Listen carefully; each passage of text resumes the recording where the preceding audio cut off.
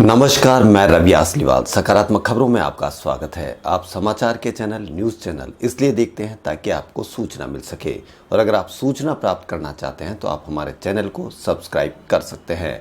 और यदि आपको ऐसे चैनल देखने हैं जिसमें सिर्फ किसी का अपमान होता हो, मन में गंदगी भरने का काम होता हो, और यदि आपको लड़ाई झगड़े की बहस में आनंद आता हो, तो आपको बता दें कि आप अपने बच्चों को अच्छे संस्कार देने में लगे हुए हो। उधर लड़ाई झगड़े की बहस में अब गालियां भी बोली जाने लगी है। अब आप अंदाज़ा लगा लें कि आप अपने बच्चों को ऐसे संस्कार दे रहे हैं जिसमें अच्छे नागरिक बने, और वहीं यह वो संस्कार देने लगे हैं जिसमें आपके बच्चे गालियां सीखे। तो अब आप फ़र्क या डिपेंड आप पर है कि आप क्या अपने बच्चों को देना चाहते हैं। तो इसीलिए अभी भी वक्त है, या समय रहते यह छोड़ दोगे तो आपकी समस्याएं चैनलों पे बताई जाएगी, वरना वो अपने कामों में लगे हुए हैं जिसका खामियाजा आपको, हमको, पूरे देश को भुगतना पड़ेगा। इसीलिए समाचार के चैनल, न्यूज़ चैनल सब्सक्राइब करें, और हमारा चैनल ऐसी सुविधाएं नहीं देता है। इसलिए आप समाचार के लिए हमारे चैनल को सब्सक्राइब कर सकते हैं। तो बढ़ते हैं खबरों की ओर। राजस्थान में सियासी उठापटक के बीच हाईकोर्ट ने बसपा के 6 विधायक और कांग्रेस में विलय के मामले में विधानसभा स्पीकर सीपी जोशी, सचिव व 6 बसपा विधायकों को नोटिस भेजा है। इनमें 11 अगस्त तक जवाब मांगा गया है। राजस्थान की गहलोत सरकार ने रक्षाबंधन के पर्व पर महिलाओं के लिए बसों में निःशुल्क यात्रा का तोहफा दिया है। राज्य की सीमा के भीतर यात्रा करने वाली महिलाओं को राजस्थान राज्य पथ परिवहन निगम, Jaipur city transport services limited, city bus, साधारण एक्सप्रेस बसों में किराया नहीं देना होगा। गुजरात कैडर के आईएएस अधिकारी हार्दिक सतीश चंद्र शाह को पीएम नरेंद्र मोदी का निजी सचिव बनाया गया है। अमेरिकी कांग्रेस ने महात्मा गांधी और मार्टिन लूथर किंग जूनियर की विरासत को प्रचार करने के लिए एक विधेयक पारित किया है। उसमें गांधी किंग एक्सचेंज एक्ट नाम का यह विधेयक इनके विचारों पर शोध में मदद करेगा। राजस्थान में कोरोना नए रोज रिकॉर्ड बनाते जा रहा है। एक बार फिर सर्वाधिक 1156 कोरोना के मरीज मिले। इस प्रकार कोरोना पीड़ितों का आंकड़ा 40,000 के पार पहुंच गया। वहीं अब तक 667 लोगों की मौत भी राजस्थान में हो चुकी है। राजस्थान में पहली बार भर्ती रोगियों की संख्या 11,000 के पार हो गई। वहीं ठीक होने वाले मरीज भी 29,000 से ज़्यादा हो गए हैं, और पॉजिटिविटी से नेगेटिव रिपोर्ट आने वाले भी 29,000 से अधिक हैं। देश की सबसे बड़ी कंपनी रिलायंस इंडस्ट्रीज ने कोरोना के समय में भी जबरदस्त मुनाफा कमाया। पहली तिमाही में राजस्व में 42% के गिरावट के बाद भी कंपनी को 13,248 करोड़ रुपए का शुद्ध लाभ हुआ। यह पिछले वर्ष की इसी अवधि में 10,141 करोड़ रुपए के लाभ से 31% अधिक है। रक्षा सौदे में 20 साल पहले हुए भ्रष्टाचार पर दिल्ली की अदालत ने समता पार्टी की पूर्व अध्यक्षा जया जेटली समेत 3 को 4-4 साल की सजा सुनाई थी। उधर सजा के बाद जेटली ने दिल्ली हाईकोर्ट में इस सजा को चुनौती दी। हाईकोर्ट ने भी जया को राहत देते हुए सजा पर स्टे लगा दिया है। राजस्थान में अपराधी का डर बिल्कुल खत्म हो गया है। जोधपुर में एक सुरक्षा कर्मी ने जब किसी वाहन को रोकने की कोशिश की तो उस वाहन चालक ने सुरक्षा कर्मी पर ही वाहन चढ़ाने का प्रयास किया। हम किस दिशा में जा रहे हैं, और हम जिस भी दिशा में जाएं, लेकिन एक बात तो साफ है कि यदि पुलिस वाले का डर ही आरोपियों, अपराधियों से निकल गया तो फिर आम आदमी का तो क्या हाल होगा। इसलिए अभी भी वक्त है, अपनी गंदी मानसिकता को छोड़ पॉजिटिविटी मानसिकता को अपनाए, वरना हमारी पीढ़ियां भुगतेगी, यह वक्त ही बताएगा। हाईकोर्ट ने प्री प्राइमरी कक्षाओं को आरटीआई के दायरे से बाहर करने और इसके प्रावधानों को पहली कक्षा से लागू नहीं करने पर सीएस सहित प्रारंभिक शिक्षा सचिव और प्रारंभिक शिक्षा निदेशक से जवाब देने के लिए कहा है। वहीं जेईई के साथ एनडीए की परीक्षा देने वाले छात्रों के पास एनटीए तक जानकारी पहुंचाने का आज अंतिम दिन है। जेईई मेन इस साल 1 से 6 सितंबर के मध्य प्रस्तावित है। राजस्थान की राजधानी जयपुर में गुरुवार को दोपहर बारिश ने राहत प्रदान की।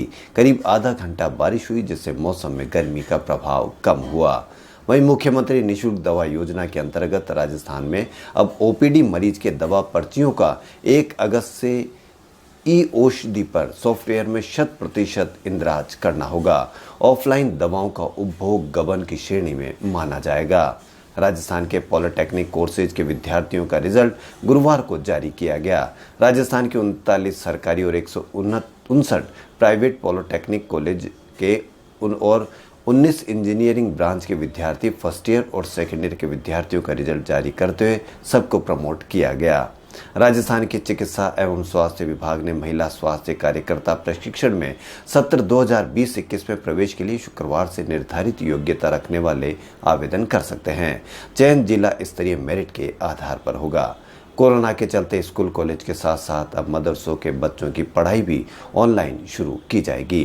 राजस्थान में ग्रामीण विकास और पंचायती राज विभाग ने आदेश जारी किए हैं कि विधायक अब 1.25 करोड़ रुपए स्थानीय आवश्यकताओं पर खर्च कर सकेंगे। वहीं राजस्थान में शिक्षा विभाग की ओर से निजी स्कूलों में निःशुल्क प्रवेश के लिए गुरुवार को लॉटरी निकाली गई। लॉटरी के जरिए विद्यार्थियों का निजी स्कूलों में प्रवेश को प्राथमिकता क्रमांक तय किया गया। राजस्थान के कृषि विभाग ने गुरुवार को 1669 नव चयनित कृषि पर्यवेक्षकों की नियुक्ति के आदेश जारी किए। वहीं कोरोना महामारी से हुए संकट में हिंदुस्तान जिंक के समाधान परियोजना किसानों को लाभ पहुंचा रही है। किसान भाइयों के सहयोग से संचालित इस परियोजना से आसपास के 13,000 किसान लाभान्वित हो रहे हैं। इससे खेती में बेहतर उत्पादन के लिए नवीनतम तकनीक और उन्नत कृषि से जोड़ा गया है। वहीं पॉक्सो एक्ट के विशेष न्यायालय संख्या 3 के विशेष न्यायाधीश ने महिला से सामूहिक दुष्कर्म के मामले में आरोपी एडवोकेट कानाराम मेघवाल और उनके साथियों को दुष्कर्म का दोषी करार देते हुए अंतिम सांस तक आजीवन कठोर कारावास की सजा सुनाई है। यह सबके लिए एक फैसला है कि नैतिकता से जीवन जिए, वरना किसी के भी मन में कोई गंदा ख्याल आ रहा है तो उसको दूर कर देना, यह सोचकर कि आजीवन कारावास बहुत कठिन होता है। इसलिए ध्यान रहे और नैतिकता से जीवन जिए। वहीं बुधवार को अंतर्राष्ट्रीय बाजार में एक बार फिर सोना स्टैंडर्ड 320 रुपये बढ़कर 54,810 रुपये प्रति 10 ग्राम पहुंच गया। जेवराती सोना भी 51,500 रुपये प्रति 10 ग्राम की ऊंचाइयों पर पहुंच गया। केंद्र सरकार ने गुरुवार को रंगीन टेलीविजन के आयात पर प्रतिबंध लगा दिया। इसका उद्देश्य घरेलू विनिर्माण को बढ़ावा देना और चीन जैसे देशों से जरूरी वस्तुओं की आवक कम करना है। लेकिन केंद्र सरकार से एक यह भी निवेदन है कि जब घरेलू विनिर्माण करते हैं वह अपनी कीमतें बढ़ाकर इसको अवसर में न बदले, क्योंकि उनको चाहिए कि अब अधिक से अधिक संख्या में निर्माण करें और देश के लिए अच्छे टेलीविज़न का निर्माण करें, ताकि वह हमेशा के लिए विदेश से आयात होने वाले लोगों पर लगाम लग सके। कहीं वह लाभ कमाने में लग जाएंगे और वापस इतना कमी कर देंगे जिससे हमको आयात खोलना पड़ेगा। इसलिए हमारी व्यापारियों की मानसिकता को थोड़ा सा बेहतर बनाने का भी प्रयास किया करें, क्योंकि वह लूट खसोड़ चालू कर देते हैं, जो इस आदेश के बाद भी हो सकता है वापस चालू कर दे। दुनिया में कोरोना के 4.5 महीने में बुधवार को एक दिन में रिकॉर्ड 3 लाख के कोरोना मरीज मिले। यह सबसे ज़्यादा 70,000 के ऊपर ब्राज़ील में, 66,000 अमेरिका में और 52,656 मरीज भारत में मिले। यह दुनिया के तीनों देशों में 66% मरीज है। वहीं अमेरिकी अंतरिक्ष एजेंसी नासा का मिशन मार्च 2020 गुरुवार को फ्लोरिडा के कैनेडी स्पेस सेंटर से लॉन्च हो गया। इस मिशन पर परसीव रेंज रोवर को मंगल की सतह पर भेजा गया है। अपने मिशन के दौरान यह रोवर मार्स की सतह पर पुराने जीवन की जानकारी इकट्ठा करेगा और मंगल की सतह से पत्थर और मिट्टी को धरती पर भी लेकर आएगा। एक जाना पहचाना नाम शिवाय ग्रुप के द्वारा नेचुरल प्रोडक्ट्स की जानकारी दी गई। उनके उत्तम गुणवत्ता और किफ़ायती होने की भी संपूर्ण जानकारी व्यापारियों को लोगों को दी गई।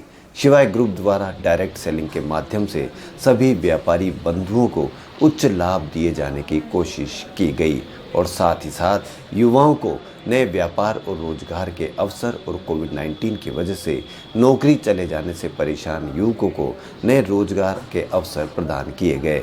शिवाय ग्रुप के डायरेक्टर विभोर कुलश्रेष्ठ द्वारा 300 युवा और महिलाओं को साक्षात्कार लिया गया और सभी को ट्रेनिंग के लिए बुलाया जाएगा। शिवाय ग्रुप भविष्य में हजारों युवाओं को रोजगार देने के हेतु प्रयासरत है। जैन विश्व भारती संस्थान में कोविड-19 के प्रकोप और संबंधित परिस्थितियों को ध्यान में रखते हुए शैक्षणिक सत्र 2020-21 के लिए 1 अगस्त से समस्त कक्षाओं के लिए ऑनलाइन मोड से नियमित शिक्षण कार्य करवाया जाएगा। रजिस्ट्रार रमेश कुमार मेहता ने बताया कि यूजीसी की गाइडलाइन के अनुसार और समस्त विभागों के विभागाध्यक्षों की बैठक के निर्णय के अनुरूप अब विद्यार्थियों के लिए आगामी सत्र से CIA, project, internship, field work और प्रैक्टिकल सभी यूजीसी के दिशा निर्देशों के अनुसार ही करवाया जाएगा। इसके लिए 3 कक्षाएं प्रतिदिन लेने जो 40-40 मिनट की होगी और प्रत्येक 2 कक्षाओं के बीच 15 मिनट का अंतराल होगा। वहीं दिल्ली में अब डीजल एक बार फिर पेट्रोल से सस्ता हो जाएगा। मुख्यमंत्री अरविंद केजरीवाल की अध्यक्षता में गुरुवार को ही कैबिनेट की बैठक में डीजल पर वेट कम करने का फैसला लिया गया है। दिल्ली में डीजल पर वेट 30% से घटाकर अब 16.75% कर दिया गया। मुख्यमंत्री अरविंद केजरीवाल ने प्रेस कॉन्फ्रेंस कर इसकी जानकारी दी। उन्होंने बताया कि वेट कम होने से डीजल की कीमतें एक साथ ₹8.36 कम हो जाएगी। खबरों में फिलहाल इतना ही। यदि आपको हमारा चैनल पसंद आए तो लाइक, सब्सक्राइब और शेयर अवश्य करें। धन्यवाद।